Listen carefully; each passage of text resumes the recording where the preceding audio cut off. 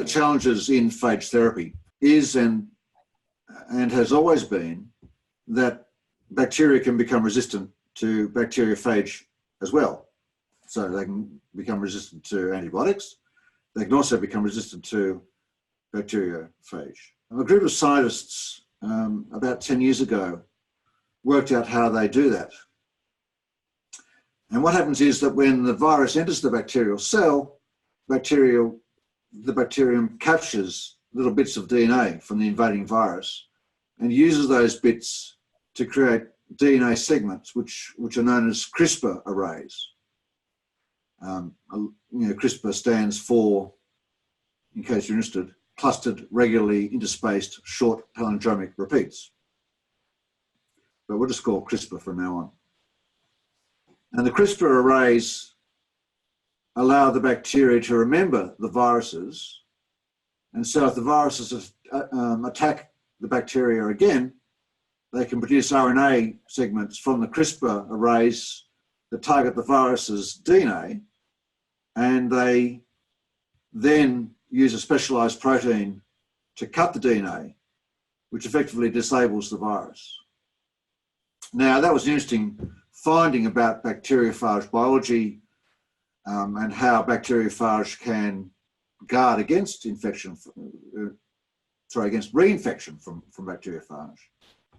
That discovery has led to a revolution in gene therapy, and in particular, gene editing. Just to finish off on the bacteriophage concept, that's why it's important to use more than one bacteriophage to attack the virus at one time, because it becomes much harder for CRISPR to work. It can still work, but it becomes much more complicated. In the same way as using multiple antibiotics makes it harder for bacteria to mutate around. But CRISPR has now started a huge revolution in gene therapy, which I think is likely to be the most successful gene therapy-based technology going forward for human health. Sorry, explain to me again. So CRISPR is something we're trying to prevent, really, because it stops the bacteriophages from being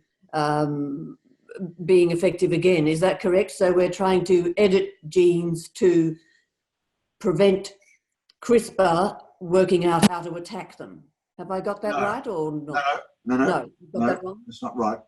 So okay, we understand the mechanism by which the bacteria use their machinery to become resistant to viruses.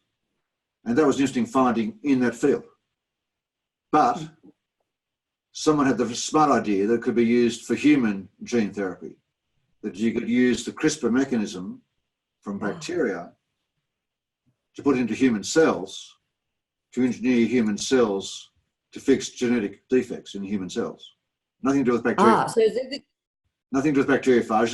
This is now moving on to gene therapy, but the gene therapy technology uses the knowledge from the bacteriophage field. Okay. So this is another example of human technology and medicine replicating nature in a way. Yeah. So we're using a natural process, the CRISPR process, to do that to good effect with gene technology. Yeah. So that has